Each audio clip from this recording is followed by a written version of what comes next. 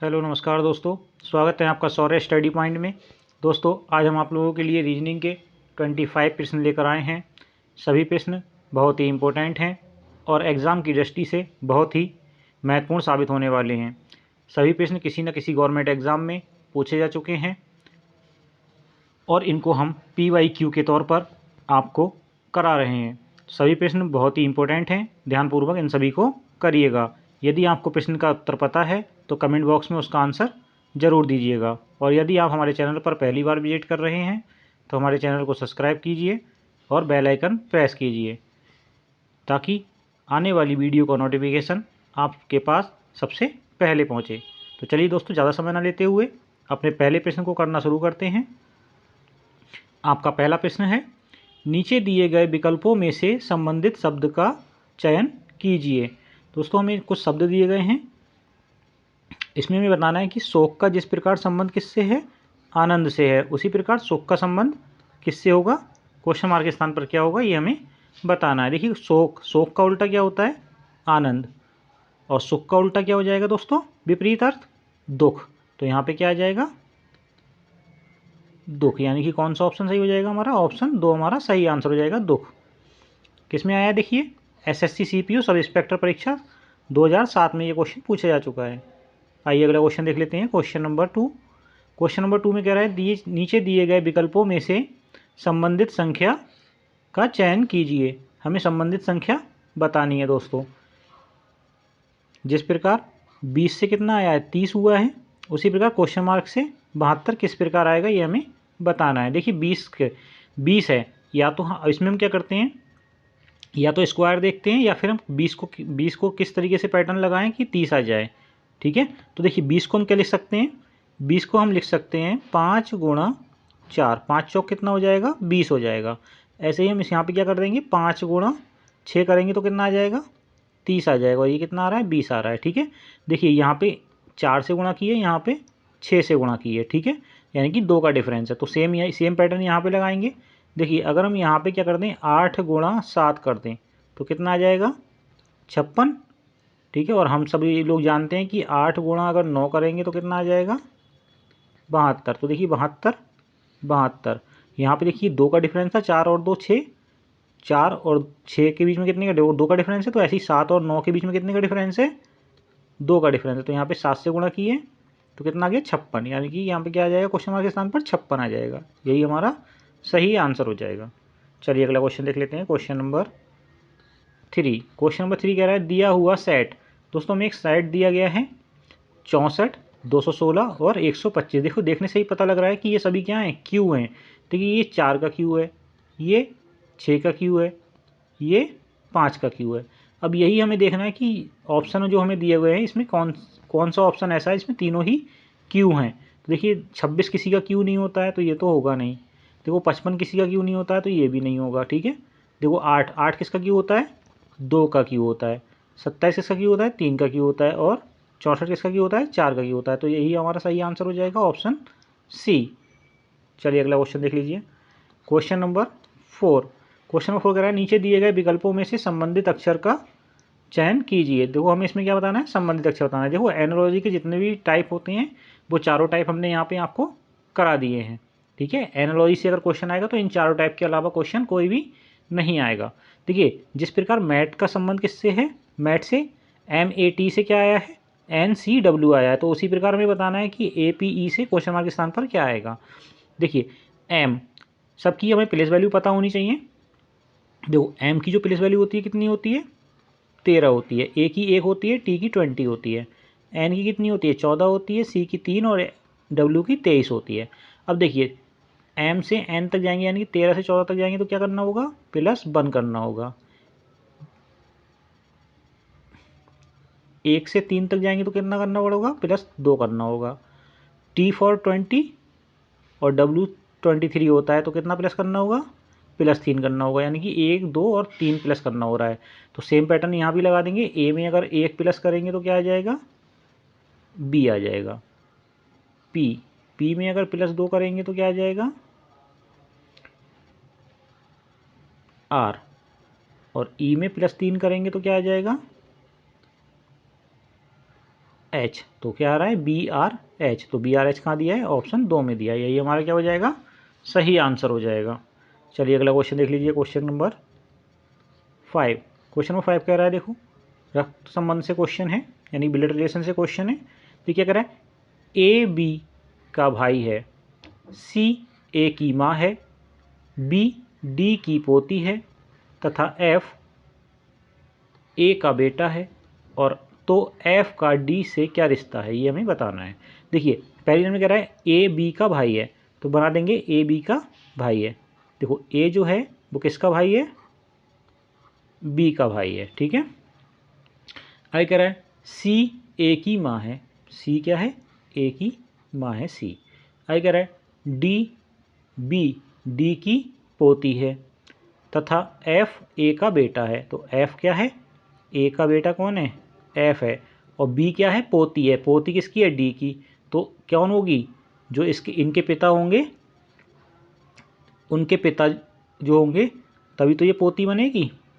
हमसे कह रहा है F का D से कैसा रिश्ता है, देखो F क्या है, F का D से रिश्ता बताना है।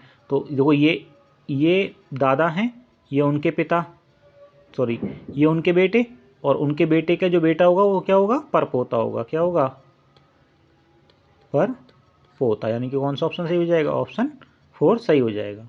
चलिए अगला क्वेश्चन देख लीजिए, क्वेश्चन नंबर 6। क्वेश्चन नंबर 6 कह रहा है, नीचे दिए गए विकल्पों में से विषम शब्द का चयन कीजिए। देखो हमें बेमेल शब्द बताना, देखो क्वेश्चन में पूछा जाता है बेमेल शब्द बताइए, विषम शब्द बताइए, तो उसी टाइप का ये क्वेश्चन है। ये भी, इसके भी कितने टाइप होते हैं, 4 टाइप होते हैं। 4 टाइप से हमसे विषम शब्द, विषम संख्या, विषम नंबर, विषम अक्षर, ऐसे करके हमसे पूछ लेता है। तो देखिए पहला टाइप है विषम शब्द बताने का। देखिए समाचार पत्र, समाचार पत्र का क्या होता है, प्रकाशित किए जाते हैं। मुद्रालय क्या होता है, प्रकाशन किया जाता है। संस्करण क्या होते हैं, प्रकाशित किए जाते हैं।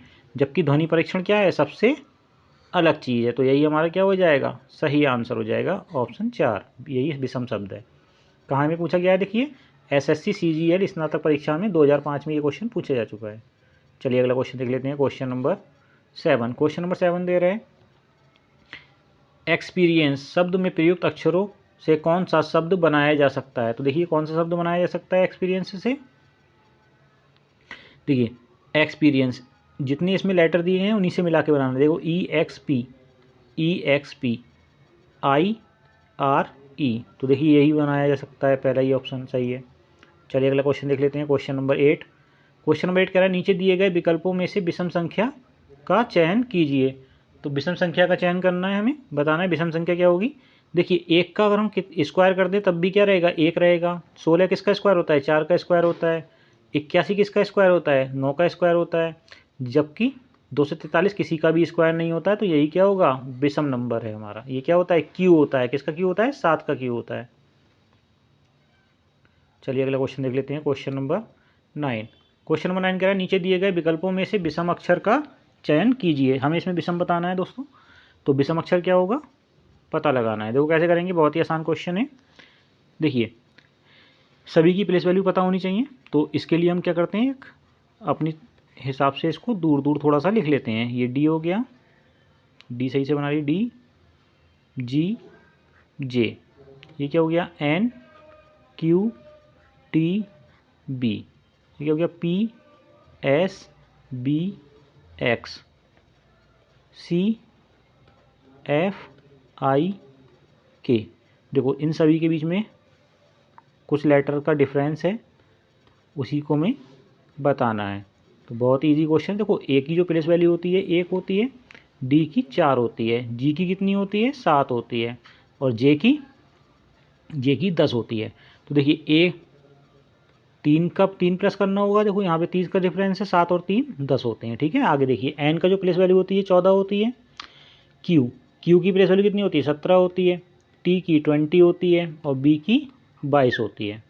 तो देखिए 14 + 3 क्या हो गया, 17, यानी कि N में +3 जोड़ेंगे तो Q तक पहुँचेंगे, Q में +3 जोड़ेंगे तो T तक पहुँचेंगे, और T में +2 जोड़ेंगे तो 22 तक पहुँचेंगे, यानी कि 20 और +2 करेंगे तो 22 आएगा। ऐसे देखिए P की प्लेस वैल्यू कितनी होती है, 16 होती है। S की प्लेस वैल्यू कितनी होती है, 19 होती है। B की प्लेस वैल्यू 22 होती है, और X की प्लेस वैल्यू कितनी होती है, 24 होती है। देखो 16 से 19 तक जाएंगे तो +3, 19 से 22 तक जाएंगे तो +3, और 22 से 24 तक जाएंगे तो +2। ऐसे देखिए सी की प्लेस वैल्यू कितनी होती है 3, एफ की प्लेस वैल्यू कितनी होती है 6 होती है, आई की प्लेस वैल्यू 9 होती है, और के की प्लेस वैल्यू 11 होती है। तो देखिए 3 से +3 करेंगे तो 6 आ जाएगा, 6 से +3 करेंगे तो 9, 9 से +2 करेंगे तो 11 आ जाएगा। देखो ये तीनों जो ऑप्शन है इसमें सभी नंबर क्या हो रहे हैं +3 +3 +2 हो रहे हैं, जबकि पहला वाला जो ऑप्शन है हमारा उसमें क्या हो रहा है सभी संख्याएं +3 हो रही हैं। तो यही हमारा क्या हो जाएगा विषम हो जाएगा। ये रिपीटेड क्वेश्चन है, ये पहले भी हमने ये क्वेश्चन करा चुके हैं। चलिए अगला क्वेश्चन देख लीजिए। देखिए कब पूछा गया है SSC CPO सब इंस्पेक्टर 2007 में ये क्वेश्चन पूछा जा चुका है। चलिए अगला क्वेश्चन देख लेते हैं, क्वेश्चन नंबर 10। देखिए बहुत ही ओरल क्वेश्चन है, 10 नंबर, दिशा और दूरी से संबंधित प्रश्न है। क्या कह रहा है, यदि x अपने सिर के बल दक्षिण की ओर मुँह किए खड़ा होता है तो उसका बायां हाथ किस दिशा में होगा। देखिए ईस्ट वेस्ट नॉर्थ साउथ बना लीजिए, ईस्ट, ये वेस्ट, ये नॉर्थ, और ये साउथ। अब वो कहाँ खड़ा है, साउथ की ओर मुंह करके खड़ा है, यानी कि इस ओर मुंह करके खड़ा है, ठीक है, इस ओर मुंह करके खड़ा हुआ है। तो उसका क्या होगा, ये लेफ्ट साइड होगा और ये राइट साइड होगा। हमसे क्या पूछा है, लेफ्ट पूछा है, यानी कि बायां हाथ पूछा है। तो बायां हाथ किस दिशा में होगा, पूर्व की दिशा में होगा। तो यही हमारा सही आंसर हो गया। चलिए आइए अगला क्वेश्चन देख लीजिए। अगला क्वेश्चन क्या है, क्वेश्चन नंबर 11। एक घड़ी प्रत्येक 1 घंटे में 5 मिनट बढ़ जाती है, सेकंड की सुई 1 मिनट के अंदर कितने का कोण बराबर चक्कर लगाएगी। ठीक है, कितने के कोण के बराबर चक्कर लगाएगी। देखिए बहुत इजी क्वेश्चन है, कैसे करेंगे। सबको पता है कि एक जो प्रत्येक सेकंड होता है, यानी कि हम लिखेंगे प्रत्येक सेकंड का, प्रत्येक सेकंड किसके बराबर होता है, 1 डिग्री होता है।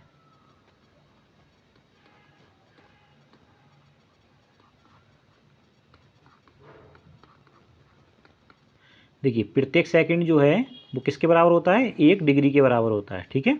और हर 5 मिनट में, अब आगे क्या कह रहे हैं, 5 मिनट में बढ़ जाती है, हर 1 घंटे में 5 मिनट बढ़ जाती है।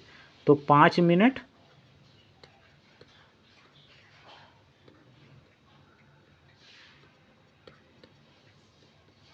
5 मिनट बढ़ जाती है मतलब, तो घंटा बना लेंगे इसको 5/60, ठीक है।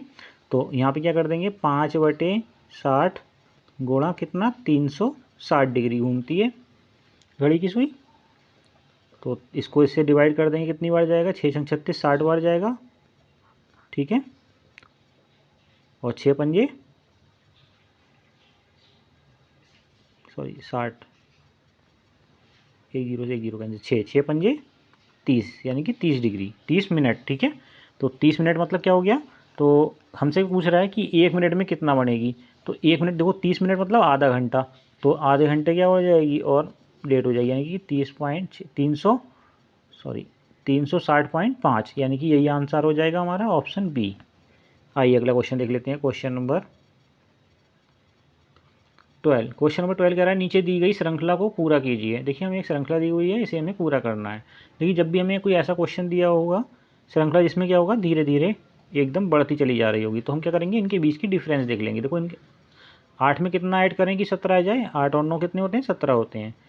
17 में कितना ऐड करें कि 36 आ जाए, तो 17 में हम कितना ऐड कर सकते हैं, 19 ऐड कर सकते हैं, 19 ऐड करेंगे तो 36 आ जाएगा। 36 में कितना ऐड करें, 36 में कितना ऐड कर दें कि 75 आ जाए, तो 36 में कितना ऐड कर देंगे, 29 ऐड कर देंगे, ठीक है। कितना ऐड कर देंगे, सॉरी 39 ऐड कर देंगे, ठीक है। 39 ऐड करेंगे तो कितना आ जाएगा, 75 आ जाएगा। अब 39 के बाद इसमें कितना ऐड करें कि ये क्या बन जाए, अगला नंबर आ जाए हमारा, है ना। तो देखिए यहाँ से अब हम अगला नंबर हम ऐड ऐसे तो ऐड कर नहीं सकते, कैसे पता लगेगा कितना ऐड करना है।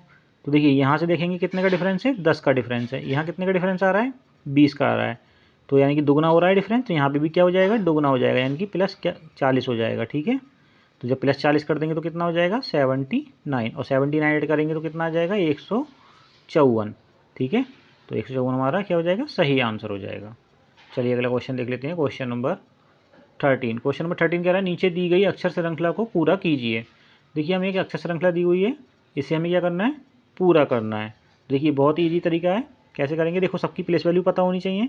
डब्ल्यू की प्लेस वैल्यू कितनी होती है, 23 होती है, टी की 20 होती है, पी की 16 होती है, एम की 13 होती है, आई की 9 होती है और एफ की कितनी होती है 6 होती है, बी की 2 होती है। अब देखिए यहाँ कितने का डिफरेंस आ रहा है -3 हो रहा है, यहाँ कितने का हो रहा है -4 का हो रहा है, फिर यहाँ कितने का हो रहा है -3 का हो रहा है, फिर यहाँ कितने का हो रहा है -4 का, फिर से -3 और फिर से -4, तो फिर से कितने का होगा -3 का होगा।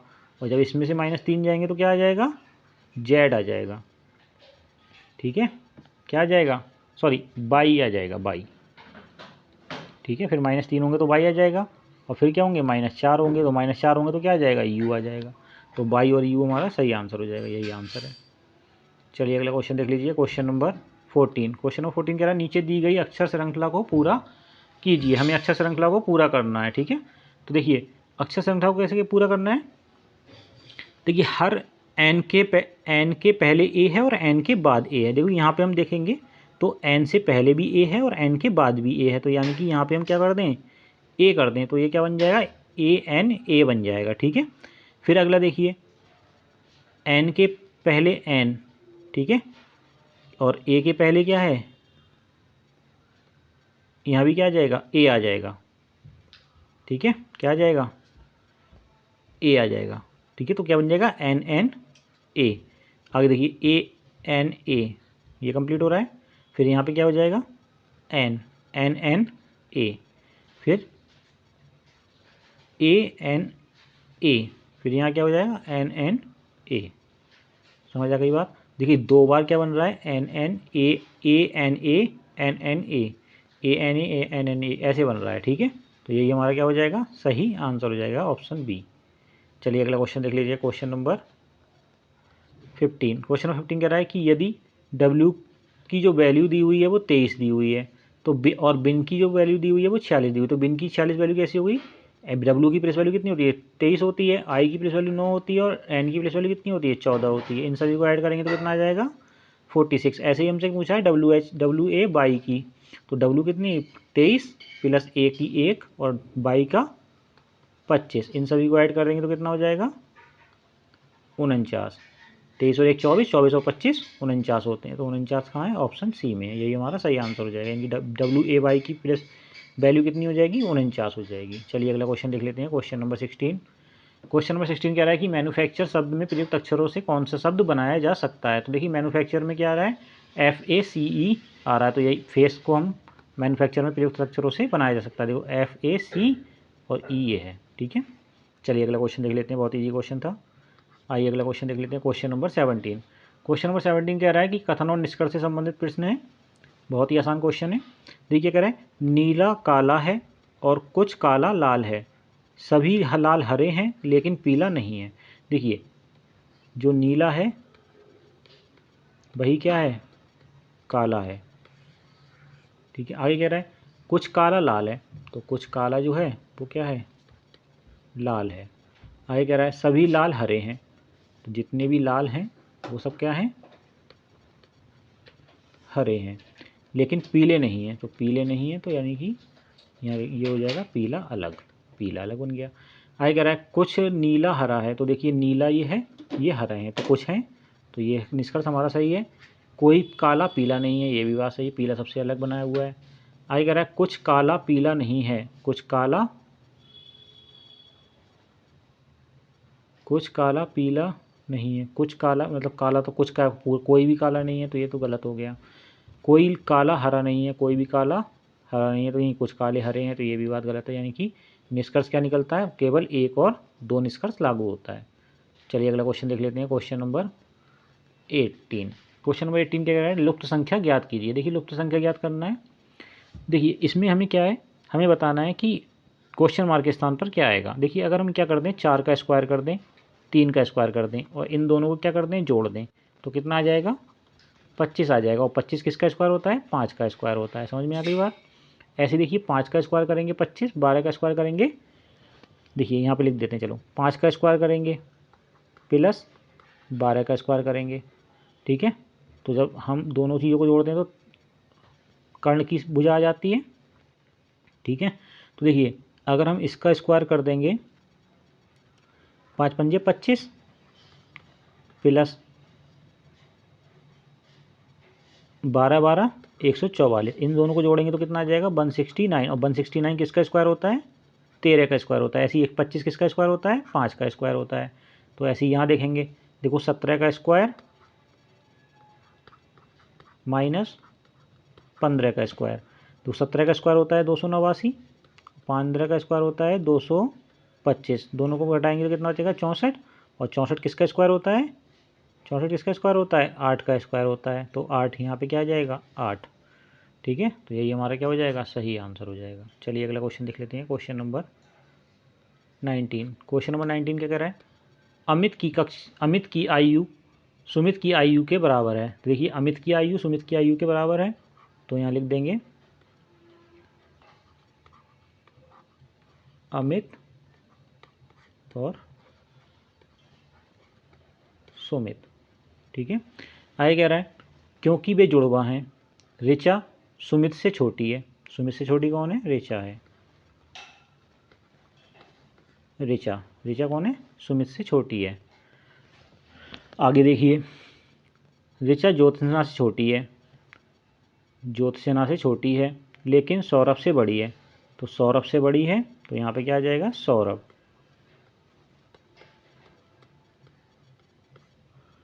सुमित ज्योत्सना से छोटा है, सुमित क्या है किससे छोटा है ज्योत्सना से, ज्योत्सना और बड़ी होंगी। हमसे पूछा बताइए कि इन सब में सबसे बड़ा कौन है, तो सबसे बड़ा कौन हो गया ज्योत्सना ही हो गई। तो यही हमारा क्या हो जाएगा सही आंसर हो जाएगा।